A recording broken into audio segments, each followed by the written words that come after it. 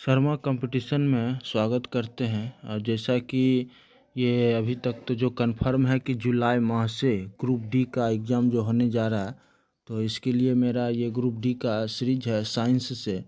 तो साइंस में अच्छा डिस्कशन किया जाएगा, तो बने रहिए मेरे साथ और आप लोग तैयारी को धार दे सकते हैं जुड़कर। तो आज का जो पहला क्वेश्चन है, आलू चिप्स के पैकेजिंग में किस गैस का उपयोग होता है?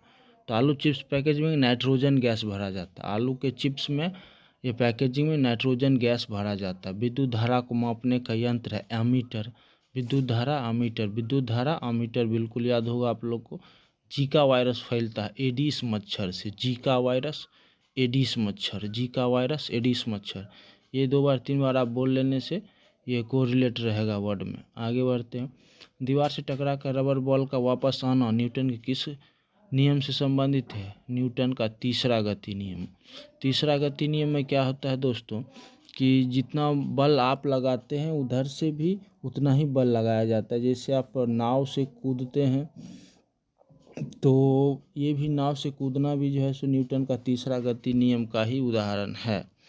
तो इसमें देख सकते हैं कि दीवार से टकरा कर रबर बॉल जो लौटता है, ये न्यूटन का तीसरा गति नियम है। डिओडेनम है, छोटी आंत का भाग है। डिओडेनम छोटी आंत में पाया जाता है दोस्तों, इसको याद रखिएगा। डिओडेनम छोटी आंत, डिओडेनम छोटी आंत का एक पार्ट से भाग है। पाचक अम्ल HCl, पाचक अम्ल HCl है जो कि आमाशय से उत्पन्न होता है। HCl आमाशय से उत्पन्न होता है। आमाशय का दूसरा नाम पेट भी, जो हम लोग पेट बोलते हैं इसी को आमाशय बोलते हैं। सबसे पहले जो भोजन होता है वो आमाशय में ही पहुंचता है। आमाशय के बाद छोटी आंत में जाता है और छोटी आंत के बाद बड़ी आंत में जाता है। याद रखिएगा कि पानी का अवशोषण जो है सो बड़ी आंत में होता है दोस्तों। ये क्वेश्चन पूछा गया और पूछा जाता है कि पानी का अवशोषण कहाँ होता है? बड़ी आंत में। और भी भोजन का जो भी होता है ये छोटी आंत में अवशोषण होता है। केवल पानी का अवशोषण बड़ी आंत में होता है। आगे बढ़ते हैं। तो HCl आमाशय से स्रावित होता है। सूरज बना है हाइड्रोजन एवं हीलियम से। सूरज सन जो है इसमें हाइड्रोजन और हीलियम से बना हुआ है और इसमें नाभिकीय संलयन और क्रिया होते रहता है। FTP का विस्तार है। तो FTP ये कंप्यूटर वर्ड है दोस्तों। File transfer protocol, FTP file transfer protocol. आगे बढ़ते हैं। एटम बम की खोज किसने की थी? तो auto horn. Atom bomb auto horn, atom bomb auto horn, atom bomb auto horn. इस तरह से दोस्तों अगर आप याद रखते हैं तो बिल्कुल आप लोग को याद रहेगा। और जिस फिर से बोलते हैं atom bomb auto horn, atom bomb auto horn, तो इससे कोरिलेट हो जाता है। जैसे एटम बम का चर्चा आएगा तो आपके माइंड में और ये ऑटो हॉर्न खटकने लगेगा। Atom bomb auto horn. आगे बढ़ते हैं। प्रतिरोध की गणना की जाती है ओम में। प्रतिरोध ओम, प्रतिरोध ओम, इस तरह से आप बिल्कुल याद रख सकते हैं। तो प्रतिरोध का इकाई क्या है? ओम है। आगे बढ़ते हैं। नाभिकीय विखंडन में अतिरिक्त न्यूट्रॉन को शोषित करने वाले तत्व हैं कैडमियम। इस तरह का दोस्तों ये क्वेश्चन बहुत आता है, तो इसको एकदम ध्यान रखिए। यहाँ 4-5 तरह का क्वेश्चन बनता है। नाभिकीय विखंडन में न्यूट्रॉन को शोषित करने वाला तत्व है कैडमियम। आगे बढ़ते हैं। सूर्य और पृथ्वी के बीच की दूरी है 149.6 मिलियन किलोमीटर। 149.6 million kilometre. इसको 150 मिलियन किलोमीटर भी आप लोग याद रख सकते हैं। लीवर के अध्ययन को हेप्टोलॉजी, लीवर के अध्ययन को हेप्टोलॉजी कहा जाता है। लाल ग्रह मंगल है, बिल्कुल याद होगा आप लोग को। फोन लाइन को कंप्यूटर से जोड़ने के लिए उपयोग में लाया जाता है मॉडेम को। इसको याद रखिएगा दोस्तों। फोन लाइन को कंप्यूटर से जोड़ने के लिए मॉडेम का प्रयोग किया जाता है। फोन लाइन को कंप्यूटर से जोड़ना है तो मॉडेम का प्रयोग करेंगे। लोहा तथा स्टील का गैल्वनाइजेशन किया जाता है जिंक के द्वारा। लोहा तथा स्टील का गैल्वनाइजेशन जिंक के द्वारा। ऑक्सीजन की परमाणु संख्या 8 है। तो दोस्तों ग्रुप डी के लिए परमाणु संख्या का भी जो है सो इसको आप लोग देख लीजिएगा, इससे एक क्वेश्चन बनता है। दोस्तों वीडियो अगर अच्छा लगेगा तो सब्सक्राइब और लाइक ज़रूर करिएगा, क्योंकि ये फर्स्ट चैनल ऐसा होगा जहाँ कि आपका टाइम 5 मिनट का भी टाइम बिल्कुल ये लॉस्ट नहीं किया जाएगा। और स्टूडेंट लाइफ में टाइम का क्या वैल्यू होता है ये मैं बिल्कुल समझता हूँ। मीथेन गैस जलने से निकलती है कार्बन डाइऑक्साइड। मीथेन गैस जलने से कार्बन डाइऑक्साइड निकलता है। और दोस्तों एक पूछ दिया जाता है कि हाइड्रोजन जलने से क्या निकलता है। हाइड्रोजन गैस जलने से पानी निकलता है। इसको याद रखिएगा, बिल्कुल याद रखिएगा। हाइड्रोजन गैस जलने से पानी निकलता है। यह क्वेश्चन कई बार पूछा गया है। बादल आसमान में तैरता है क्योंकि उसका घनत्व वायु के घनत्व से कम होता है। दोस्तों एक चीज़ याद रखिएगा, जब भी किसी का घनत्व कम होता है तो वो ऊपर रहता है। घनत्व कम होने से वो ऊपर रहता है, इसको ध्यान रखिएगा। तो बादल आसमान में तैरता है क्योंकि उसका घनत्व वायु से कम होता है। प्रकाश के दो अलग स्वरूप हैं, परावर्तन और अपवर्तन। परावर्तन और अपवर्तन। आगे बढ़ते हैं।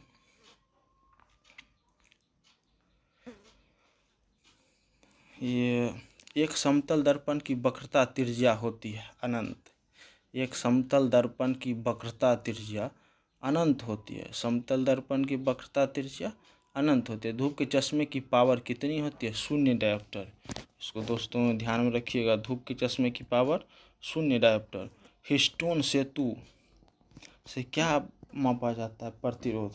हीस्टोन यानी हीस्टोन भी प्रतिरोध से संबंधित है। हीस्टोन सेतु प्रतिरोध। घरेलू ऊर्जा मीटर को पढ़ा जाता है किलोवाट घंटा में। किलोवाट घंटा में। तो घरेलू ऊर्जा घर में जो हम लोग का मीटर लगा रहता है, इसमें kWh में आप यूनिट चेक कर सकते हैं। वहाँ एक बटन दिया जाता है जिसको 3-4 बार अगर आप दबाते हैं तो उसमें kWh करके एक लिखा रहता है, जहाँ से आप अपना यूनिट चेक कर सकते हैं। तो घरेलू ऊर्जा किलोवाट घंटा kWh। बैलून में कौन सी गैस भरी जाती है? हीलियम। बैलून में हीलियम गैस भरी जाती है।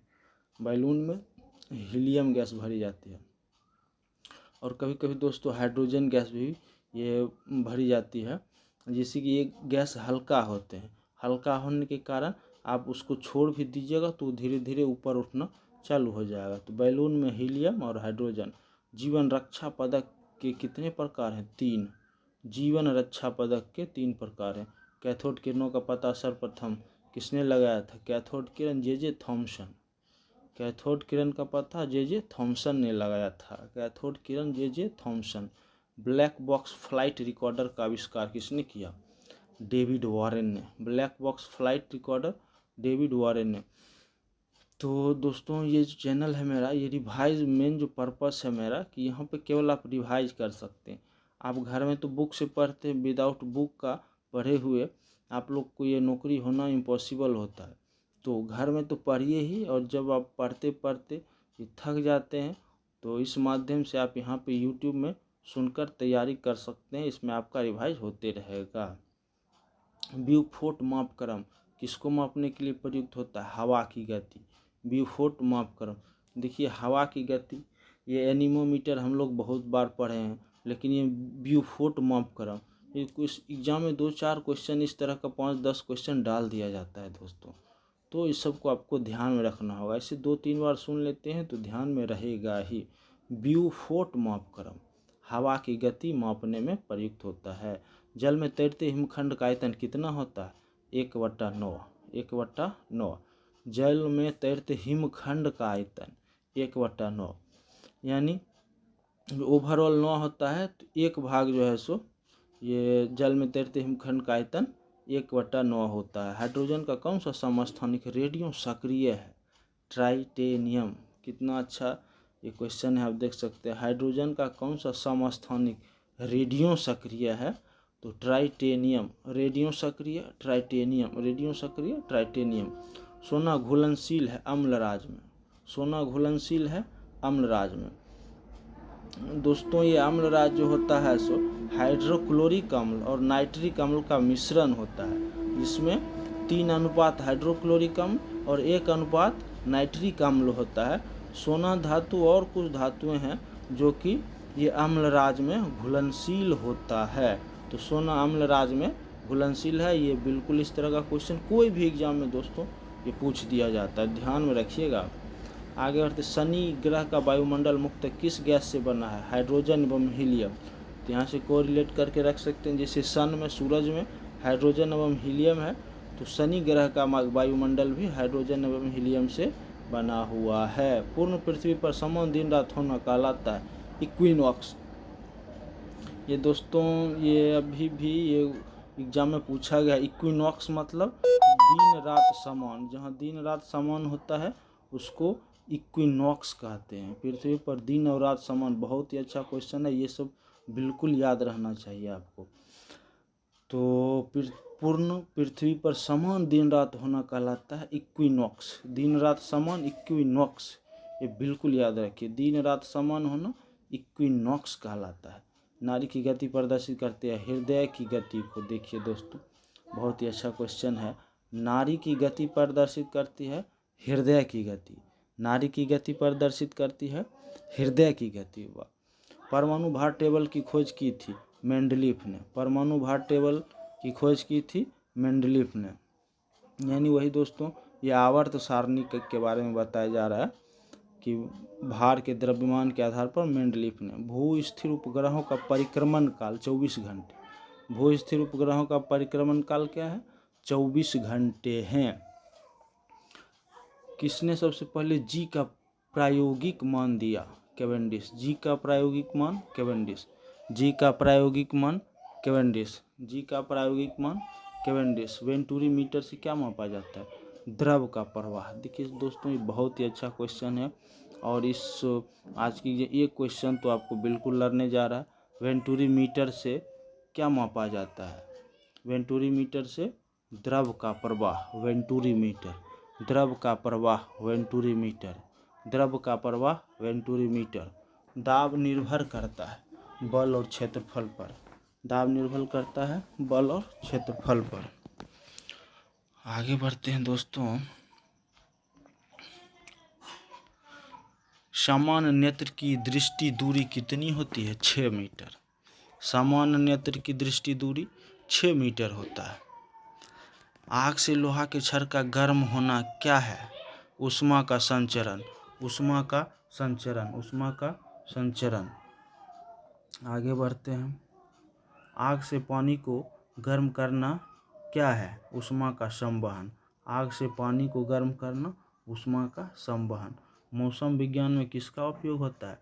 रेडियो सक्रिय गैस। मौसम विज्ञान में रेडियो सक्रिय गैस का उपयोग किया जाता है। पृथ्वी के अतिरिक्त कौन सा ब्लू कलर में दिखता है? नेपच्यून, नेपच्यून यानी वरुण ग्रह। पृथ्वी के अतिरिक्त कौन सा ब्लू कलर में दिखता है? नेपच्यून यानी वरुण। यूरेनस अरुण, यूरेनस अरुण और नेपच्यून वरुण होगा। तो वरुण ग्रह भी पृथ्वी के समान ब्लू कलर में दिखाई देता है। आशा करते हैं कि बिल्कुल याद हो रहा होगा आपको, नहीं तो एक बार और सुनते हैं तो बिल्कुल याद हो जाएगा। साबुन की चिकनाई डैश द्वारा हटाई जाती है? स्कंदन। साबुन की चिकनाई स्कंदन द्वारा हटाई जाती है। साबुन की चिकनाई स्कंदन द्वारा हटाई जाती है। शहद की मक्खी के मोम में मुख्य रूप से क्या रहता है? मीरिसिल पोमिटेट। शहद की मक्खी के मोम में मीरिसिल पोमिटेट रहता है। तो ये सब दोस्तों ये प्रीवियस ईयर में पूछा गया क्वेश्चन है रेलवे का, तो आप ध्यान में रखते हैं। मीरिसिल पोमिटेट, मीरिसिल पोमिटेट ये आप पढ़ लेते हैं तो अगर इस तरह का क्वेश्चन आएगा तो आपको ऑप्शन में बिल्कुल टिक सही हो जाएगा। कवक को पोषण कहाँ से मिलता है? मृत तथा क्षय हो रहे जैव पदार्थों से। कवक को पोषण मृत तथा क्षय हो रहे जैव पदार्थों से। फूल गोभी का खाने योग्य भाग है पुष्पक्रम। फूल गोभी खाने योग्य भाग पुष्पक्रम है। फूल गोभी का खाने योग्य भाग पुष्पक्रम है। निषेचन के बिना फलों का विकास कहलाता है अनिषेक फलन, पार्थेनोकॉर्पी, अनिषेक फलन। निषेचन के बिना फलों का विकास अनिषेक फलन कहलाता है। तर्कु तंतु किसके बने होते हैं? ट्यूबिलिन का। तर्कु तंतु ट्यूबिलिन का। तो दोस्तों देख सकते हैं कि रेलवे में भी इस तरह का क्वेश्चन पूछा जा रहा है और ये सभी क्वेश्चन प्रीवियस ईयर का है। निषेचन के बिना फलों का विकास अनिषेक फलन, अनिषेक फलन। तर्कु तंतु ट्यूबिलिन। डीएनए का तात्पर्य है डॉक्सीराइबो न्यूक्लिक एसिड, डॉक्सीराइबोन्यूक्लिक एसिड। डीएनए का फुल फॉर्म है डॉक्सीराइबोन्यूक्लिक एसिड। आरएनए का अभिप्राय है राइबोन्यूक्लिक एसिड, राइबोन्यूक्लिक एसिड। मटमैला जल उदाहरण है कोलाइडी विलियन का, मटमैला जल कोलाइडी विलियन का। दोस्तों अगर ये वीडियो देख के आप लोग का रिस्पॉन्स अच्छा रहा तो मेरे पास स्टडी मटेरियल बहुत है जो कि मैं देता हूँ, और इस आधार पे आप लोग तैयारी करते हैं तो बिल्कुल ही बेनिफिट होगा। तो आप लोग कोई भी समस्या होता है स्टडी रिलेटेड तो आप लोग बिल्कुल ये कमेंट कर सकते हैं, मैं आप लोग का रिप्लाई बिल्कुल करूंगा और उसी तरह आधारित कंटेंट मैं आप लोग को प्रोवाइड करूंगा। आधुनिक आवर्त सारणी में समूह की संख्या है 18।